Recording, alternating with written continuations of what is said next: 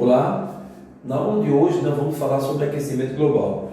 Um tema muito em voga no dia de hoje, né? O mundo todo discute mudanças climáticas e as mudanças estão acontecendo porque nós estamos acelerando o processo de aquecimento global no mundo como um todo, no planeta.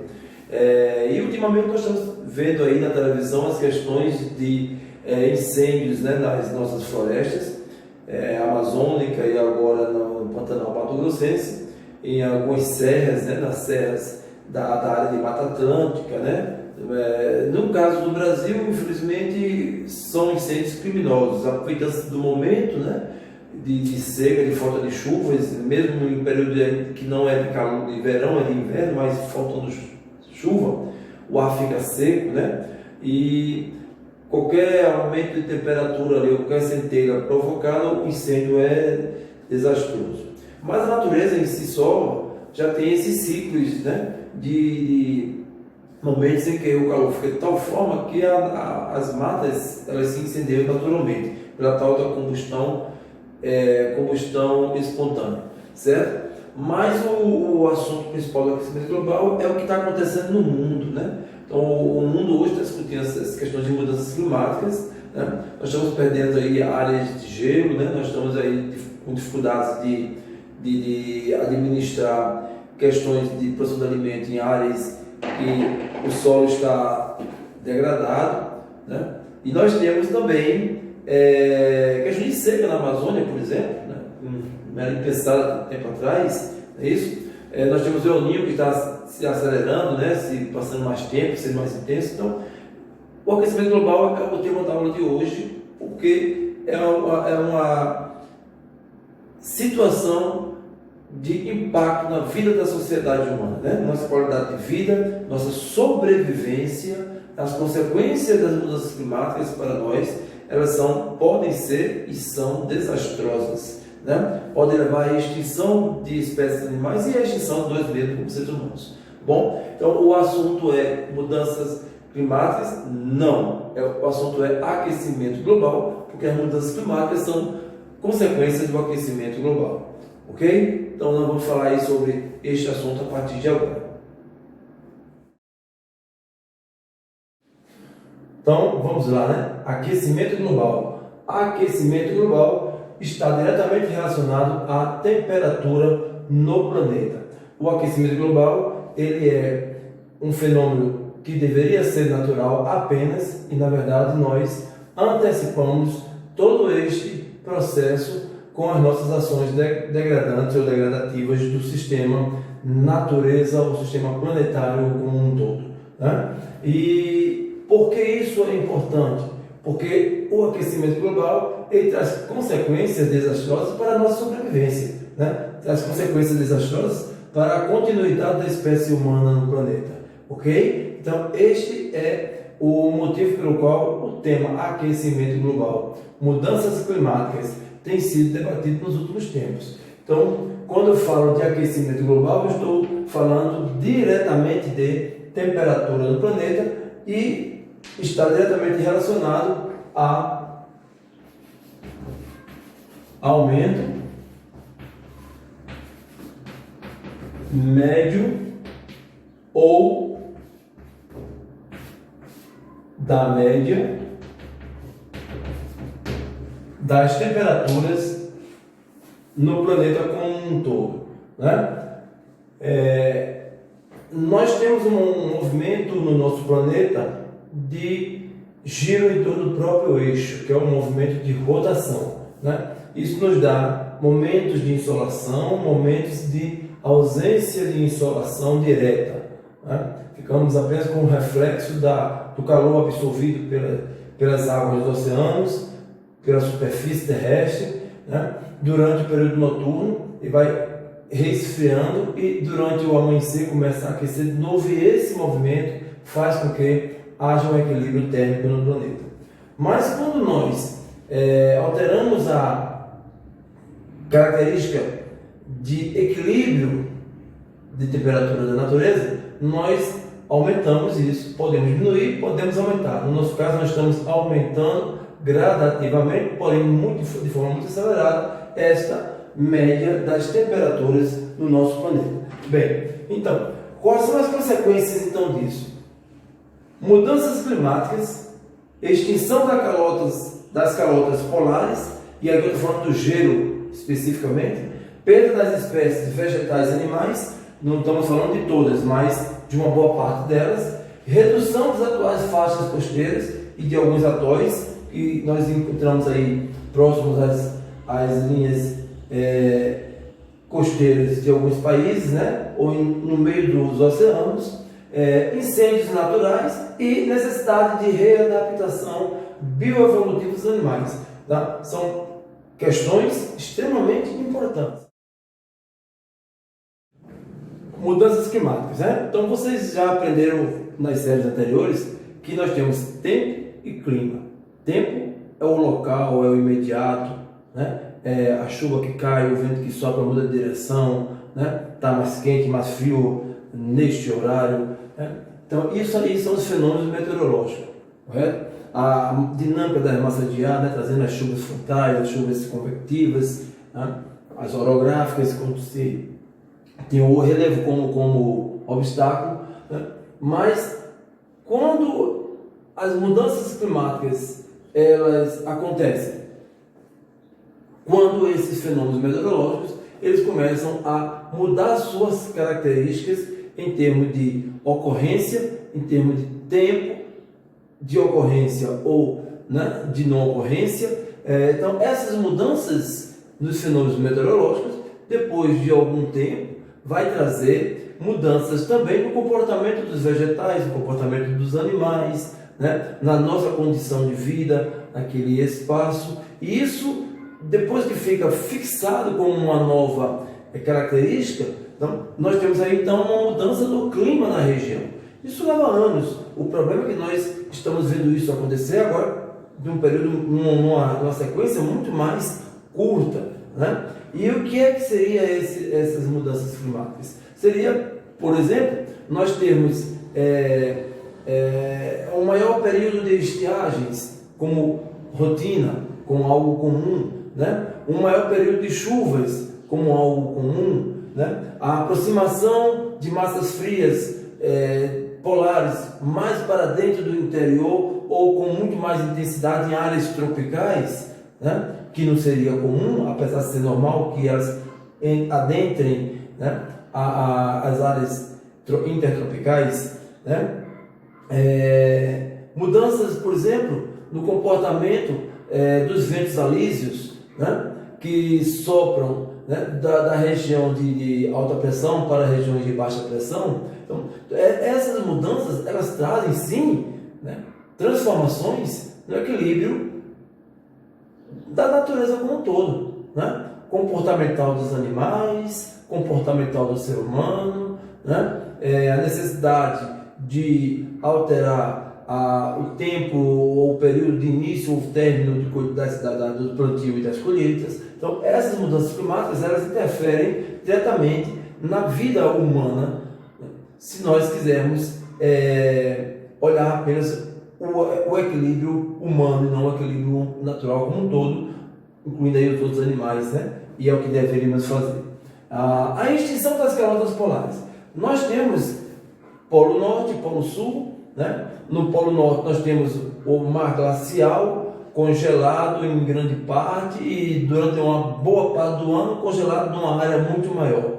Sobre essa calota nós vamos ter ali animais específicos de ambientes gelados, né? E temos o gelo que cobre a calota antártica, que é o nosso continente antártido, né? O antártico, né? A nossa conhecida Antártida, né? Que é maciça, é rocha, porém o ano todo coberta por extensas e antigas camadas de gelo, né? Gelo que está registrado desde a camada mais profunda até a mais superficial da camada, né, da área onde estivermos pisando lá, está registrado uma história, né, da natureza, da construção do planeta pela própria natureza, né, das mudanças climáticas que nós tivemos naturalmente, sem interferência humana, né? Então, esse gelo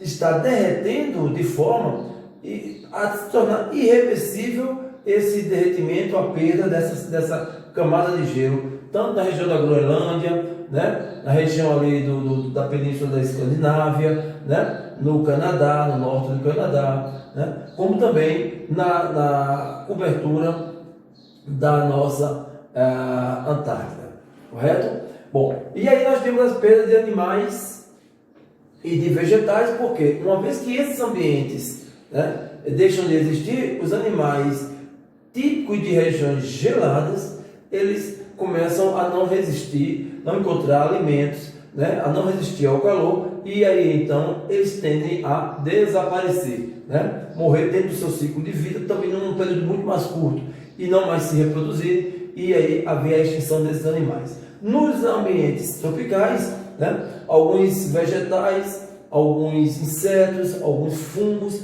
eles perdem a sua capacidade de reprodução, de adaptação a essa mudança tão rápida, e aí não tem como eles se manterem num equilíbrio que antes permitia que isso acontecesse. A redução das atuais faixas costeiras, isso significa o quê? Derretendo o gelo, aumenta os oceanos. A água dos oceanos, ela se espalha, né? E aí o aumento do volume da água com a presença do derretimento do gelo faz com que o litoral ele seja invadido por esse novo volume de água, né? E o mar vá adentrando nas áreas mais baixas do litoral, nas faixas costeiras, né? Nos estuários, né? Na região de estirância, curto ou longo, né? E aí vai atingindo as falésias, por exemplo, né? Que nós encontramos aqui na região do nosso Nordeste brasileiro, né? Ou mesmo nas regiões de falésias propriamente ditas, que são as rochosas, cristalinas, né? Do Sudeste, e aí vai destruindo nossa faixa costeira. E ainda tem o fato de alguns atolls, que são áreas em cima de bancos de areias, ou então em cima de cumes de montanhas que não foram suficientemente empurradas para ficar acima do nível dos oceanos, né? Certo? Elas estão imersas ainda, e aí no topo dessas montanhas, né? Ou dos bancos de areia, tem aí a formação de corais, né? E esses corais criam um ambiente de barreiras, onde no interior se constitui ali uma espécie de lagoa, né? E é um ambiente, um habitat específico, apropriado, próprio para a vida marinha e para a vida de pássaros, eles que vivem basicamente ou especificamente, né, da oferta de alimento de peixes e crustáceos que vão estar nesses lugares, né? Bom, e aí os incêndios naturais eles passam a ser mais constantes, que é isso. O que é o incêndio natural, né? O incêndio natural é a combustão espontânea, né, da matéria orgânica depositada nas áreas de mata, de floresta, né, ou próximo também das cidades, e aí essa combustão espontânea pegar fogo, né? Então vai se espalhando com o vento, com o calor, muito mais rapidamente, né? E as matas no entorno dessas centelhas tendem a serem incendiadas e ter perda de grande parte das suas áreas com fogo, se não houver uma intervenção humana para equilibrar, ou da natureza com muita chuva para que isso aconteça, né? E não tem uma ocorrência exagerada disso no mundo, mas a gente vê que ao longo dos anos ela vem acontecendo com muito mais intensidade, né? Com muito mais rotina, né? E para piorar, nós temos aquelas pessoas que têm interesse em desmatar áreas de floresta para fazer pastos ou preocupar com outras atividades econômicas, e aí tocam fogo, né? Para que o incêndio, que deveria ser natural, né, ele seja então um incêndio criminoso, e então comece a se espalhar e destruir a mata para liberar a área para atividades econômicas que até então não poderiam estar sendo praticadas naqueles lugares com as matas preservadas, né? E o ser humano, bem como os outros animais, vai precisar se adaptar. E no ciclo evolutivo da vida, né, alguns animais vão deixar de existir. E os seres humanos estão nesse rol de animais. Nós somos animais. Né? Nós precisamos nos adaptar a essas mudanças. Mas,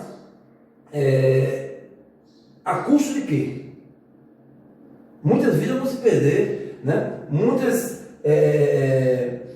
vidas de outras espécies animais vão para a extinção. E nós, seres humanos, vamos precisar, né, conhecer melhor, né, novas tecnologias, a dinâmica da natureza, para podermos nos adaptarmos a isso. Caso contrário, estamos fadados também à extinção. Então, essas são as principais consequências, né, que dentro delas vai ter muitas outras.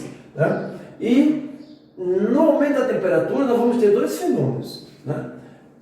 O El Niño e Laninha, dois fenômenos que El Niño, Laninha, que interferem na temperatura do planeta, né? Nesse equilíbrio. E essas mudanças climáticas, esse aumento da temperatura global, ela provoca justamente a maior ou menor intensidade desses dois fenômenos naturais, né? O El Niño, por exemplo, né, que é o aquecimento da superfície dos oceanos, do Oceano Pacífico, né, na região ali entre a Polinésia, a área australiana e a área da costa pacífica da América do Sul, né? E esse aquecimento, que é uma área enorme, né, da temperatura da água superficial do oceano, ela tanto interfere na vida marinha, quando isso é desequilibrado e aumenta essa temperatura, como interfere na mudança das correntes de ventos, né? E aí nós temos aí um equilíbrio quebrado, né? Vão secas mais demoradas, né, mais prolongadas, mais intensas, apesar de em alguns casos curtas, né? E aí nós vamos ver e sentir, né, que esse desequilíbrio ele vai trazer perda da qualidade de vida da sociedade humana. Bom, essas são as consequências. E a causa? Somos nós que fazemos isso, né? Como? Nós desmatamos, nós poluímos a atmosfera, nós construímos cada vez mais cidades com construções que absorvem calor e refletem calor na baixíssima atmosfera, bem próximo ao chão, criando aí as chamadas ilhas de calor, né? A ilha de calor, assim como lá no aquecimento das águas do oceano, né, ele também vai provocar ali a mudança, né, na dinâmica atmosférica baixa, né, da nossa troposfera, e vai começar a mudar a direção dos ventos ou atrair ventos de outras áreas, né, das massas de ar que se aproximam, fazendo com que haja um desequilíbrio. Muito calor, chuvas torrenciais, né, e as consequências nós conhecemos, né, muitos alagamentos por aí. Então, isso era para ser uma coisa natural. A própria natureza, né, faz isso ciclicamente, periodicamente, né? A Terra já foi bastante congelada, já foi bem menos congelada, já está no sistema que nós conhecemos ela como ela é hoje, né? Mas isso aqui leva milhões de anos para acontecer. São milhões de anos, né? Isso não é assim do dia para a noite, de uma geração para outra geração, né? E o que é que nós fazemos? Nós estamos acelerando este processo. O ser humano está acelerando este processo. Quando a gente desmata, nós estamos tirando a cobertura vegetal, né? A cobertura vegetal, ela garante umidade, ela garante equilíbrio térmico, né? Sombreamento, e esse sombreamento é responsável por esse equilíbrio térmico, né? Manutenção de outras espécies vegetais e principalmente absorve carbono, né? Absorve carbono e também produz oxigênio. Olha, então é esta a importância das matas, né? Das áreas verdes. E quando eu falo áreas verdes, não estou falando de jardins, estou falando de florestas, né? Da nossa caatinga, do nosso cerrado, da nossa mata atlântica, da nossa floresta amazônica, né? Da cobertura já praticamente extinta, né? Das nossas matas de cocais, pinhais, né? Lá na faixa temperada do nosso país, né? Na região sul do nosso Brasil, certo? Os mangues, né? Essas vegetações complexas, elas são redutoras de carbono na atmosfera, né? Fazem essa troca, absorvem carbono, liberam oxigênio através da fotossíntese, vai criando aí um ambiente de equilíbrio térmico. O desmatamento quebra tudo isso. Para onde é que vai o carbono? Para a atmosfera. Vai servir de barreira, né? Vai servir de produtor de efeito estufa. O calor entra, mas não tem mais como sair, né? E fica aquelas ondas térmicas, né, por muito mais tempo, aumentando aí então a temperatura do nosso planeta, correto?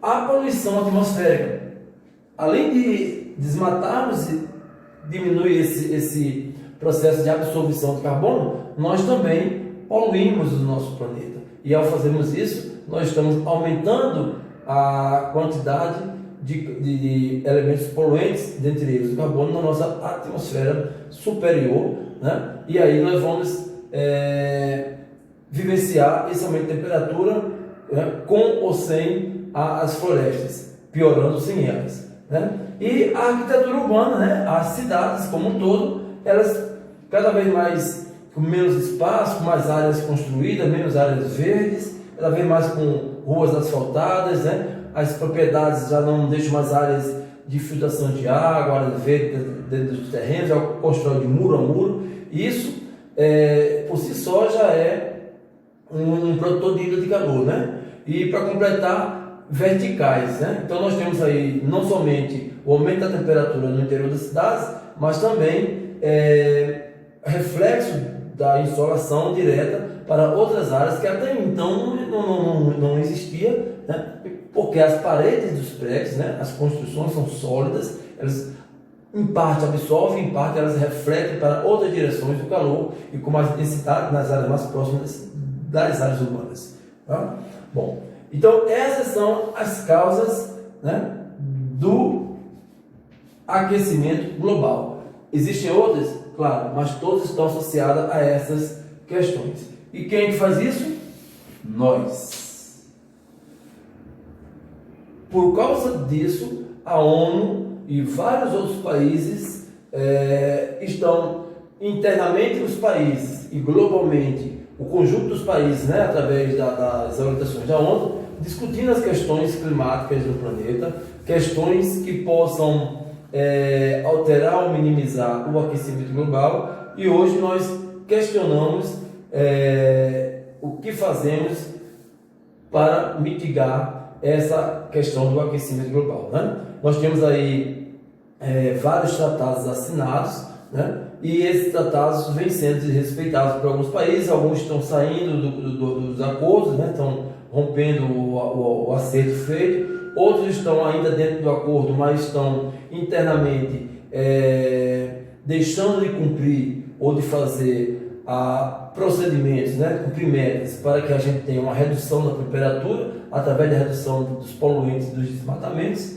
né? Mas temos aí a discussão. O mundo está discutindo a questão do aquecimento global, que é danoso para a natureza como um todo, considerando aí o equilíbrio que nós precisamos ter para podermos sobreviver, ok? Então, essa é a questão aquecimento global. Vamos ver aí o El Niño, né, e a Laninha.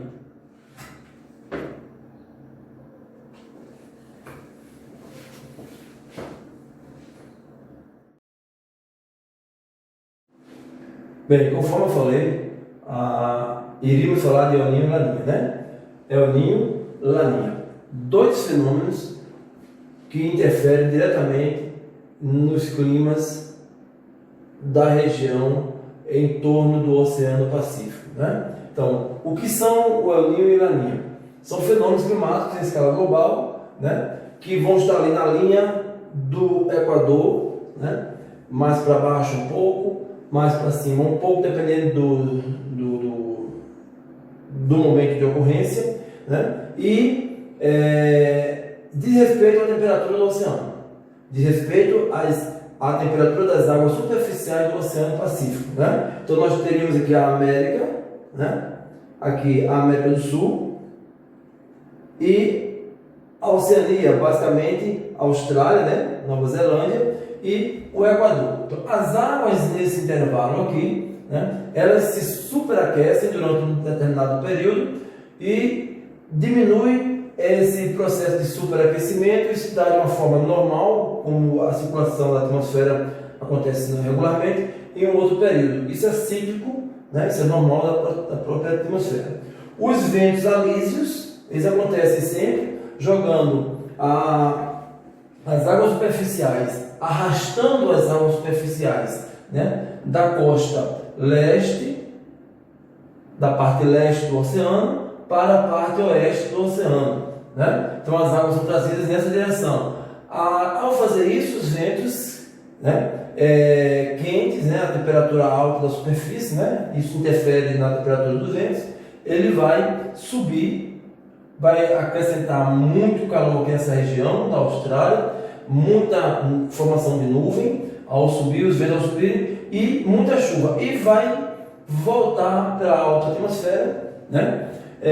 Para a circulação das massas de ar para a parte leste, que no caso é a costa oeste da América do Sul, né? E vai descer, né? O vento lá em cima, os ventos ou a massa de ar lá em cima mais fria desce, né? E vai trazer para cá um confronto de temperaturas, né? Uma região menos fria, o mais frio vai provocar uma situação aí de instabilidade. Só que nesse processo, no caso, muita chuva, né? Nesse processo, as águas frias da parte mais interna do oceano sobem e aí vai trazer os nutrientes necessários para que haja uma boa pescaria, digamos assim, né? Em que a ocorrência de peixes, né, se dê de forma mais abundante nessa região. Bom, então, normal. Os ventos sopram de leste para oeste, os ventos sobem, voltam e fica essa circulação, correto? As águas mais quentes se acumulam na região próxima à Oceania, próxima à Austrália aqui, né? E aí as águas mais próximas da costa do Peru, Equador, né, ficam com menor temperatura. Processo normal. Isso é a laninha. Processo normal. Quando isso acontece? Nós vamos ter as águas quentes a oeste, do lado de cá, as águas frias do lado de cá. Consequência, chuva no Nordeste. Então nós vamos ter muita chuva no Nordeste e muita seca no Sul, especificamente na zona temperada do Brasil, né? E na parte intermediária, né? Na parte ali do Sudeste, né? Nós vamos ter aí instabilidade. Dependendo das massas de ar que atuam no Oceano Atlântico, do momento, né, em que esteja atuando, nós podemos ter muita chuva na região sudeste do Brasil, ou secas, ou simplesmente temporais ocasionais, certo? Mas aí nós vamos ter um momento em que o semiárido nordestino não tem tanta seca, ou a seca praticamente desaparece, né? E no sul nós vamos ter momentos de seca. Isso quando está ocorrendo a laninha. Lembrando, repetindo, os ventos sopram de leste para oeste, os ventos sobem na atmosfera, descem, né? As águas mais frias ou menos quentes, né, do Oceano Pacífico, nesse lado de cá, do lado leste, sobem, né? E essa troca de temperatura, troca de calor, né, em todo o oceano e se acumulando as águas quentes do lado do oceano. Processo normal, laninha significa dizer não tem seca no Nordeste, pelo menos é o que vem acontecendo, né? Com essa tal de mudanças climáticas, essas coisas podem se inverter, mas no momento é dessa forma. E quando ocorre o El Niño? Aí o El Niño é ruim para a gente, porque o El Niño, para nós brasileiros, nordestinos, porque o El Niño traz muita seca, momentos de seca, são anos de seca, né? Normalmente dura em torno de 4 anos, né? Esses processos, e seca na região semiárida nordestina, né? No norte, na parte mais oeste da Amazônia, né? Norte e oeste da região norte, ou seja, norte e oeste da Amazônia, nós vamos ter aí processo também de pouquíssimas chuvas, e os rios caem abruptamente o nível das águas nessa região, correto? Bom, e no sul, na região temperada do Brasil, no sul, aí ao inverso, é muita chuva, né? Chove bastante, prejudica inclusive alguns setores agrícolas, né? Pela intensidade das chuvas. E no sudeste, nós vamos ter também essas instabilidades que temos no El Niño, certo? Só que nós vamos ter aí, normalmente, aqueles processos, momentos de muitos alagamentos, com chuvas torrenciais, né? Algumas tempestades. Perfeito. Bom, então o El Niño provoca isso. E o que é o El Niño propriamente dito? É o aquecimento anormal. O La Niña é o resfriamento anormal. O El Niño é o aquecimento anormal das águas superficiais do Oceano Pacífico, né? Bom, e o que é que muda? Que quando no La Niña as águas do lado da América ficam menos quentes, né? E se concentram as águas mais quentes, né? Do lado da Oceania, no El Niño as águas quentes elas são distribuídas de forma quase que homogênea, ou pelo menos sem essa grande divisão. Então, toda a região superficial equatorial, né? As águas superficiais equatorial do Oceano Pacífico ficam quentes com temperaturas sempre altas. São superaquecidas em relação ao período em que funciona o fenômeno La Niña. Então, no El Niño elas são superaquecidas, por igual. Então, toda essa área aqui, né, fica com temperaturas muito altas e os ventos, a circulação dos ventos alísios ficam enfraquecidos. Então, esse sinal de empurrar os ventos no La Niña, os ventos empurram a massa de água, né, superficial para o oeste, superaquecendo aqui e resfriando aqui. No El Niño isso aqui não existe e, no entanto, as águas ficam bem distribuídas para ambos os lados, né? Ou seja, há um superaquecimento de toda a região do Oceano Pacífico na faixa ali equatorial, né? Central equatorial, e a gente vai ter aí os momentos de muitos calor com seca na região nordeste. No El Niño, o que acontece? Essa região aqui, né, fronteiriça aí, né, a costeira, Peru, Equador, né, vai ter aí reduzidas chuvas, né, com ocorrência de temporais esporadicamente. O norte aqui também, né, reduzidas chuvas. Suriname, Venezuela, a Guiana Francesa, a Guiana, o norte do Brasil. A Colômbia, por outro lado, vai ser o inverso, vai ter muita chuva. A região dos Estados Unidos também vai sofrer essa ocorrência de muitos temporais, nessa região aqui, né, na parte mais baixa aqui, descendo para a América Central.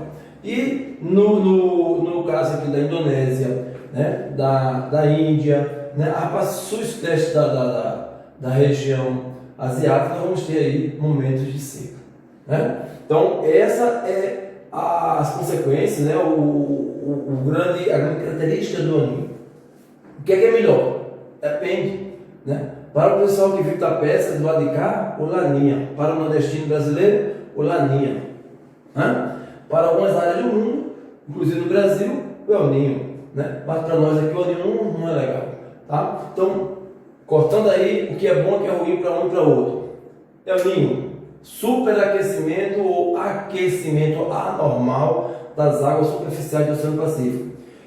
La Niña, resfriamento anormal das águas do Oceano Pacífico, das águas superficiais, certo? No El Niño, a temperatura do oceano ela se distribui igualitariamente para uma, né, área central, próximo na linha do Equador ali, né, próximo à linha do Equador, nas baixíssimas latitudes, e as temperaturas se mantêm altas. No La Niña, a circulação dos alísios, né? Que no El Niño fica enfraquecido, no Laninha fica normal, e os ventos soprando de leste para oeste fazem com que as águas mais quentes do lado leste venham para o lado oeste, se concentrem aqui e resfriem, diminuam a temperatura do lado da América do Sul, né? Do lado leste. Então, esses são os fenômenos. Sérgio, e aí? O que tem a ver com isso? O clima do planeta muda, né? Quando o El Niño está atuando, ele pode ser forte, ele pode ser fraco, pode ser moderado. De moderado a forte, quando está acontecendo, ele interfere em todo o equilíbrio climático do planeta, né? Então ele mexe com a dinâmica climática do planeta, tá certo? E isso aí é uma coisa normal. Nos últimos anos, o Laninha tem acontecido muito menos vezes, tem tido uma ocorrência muito menor do que o El Niño. O El Niño tem acontecido mais vezes, né? E por que isso ocorre? Por causa do aquecimento global, né? Nós estamos interferindo na natureza e aí nós estamos provocando mudanças que acabam desequilibrando essa relação de ocorrência entre o El Niño e o Laninha, que são cíclicos, né? Na dinâmica atmosférica, correto? Então, isso aí são as ocorrências. Hoje, se alguém perguntar, a diferença é essa, né? El Niño, as águas do Oceano Pacífico se distribuem igualmente, né? Ou quase que igualmente, numa grande área totalmente quente, superaquecida. No Laninha, os ventos alísios são mais fortes, a dinâmica atmosférica acontece de forma normal, trazendo as águas quentes para se concentrar do lado da Oceania e resfriando-as na costa da América do Sul. Correto? Perfeito? Então,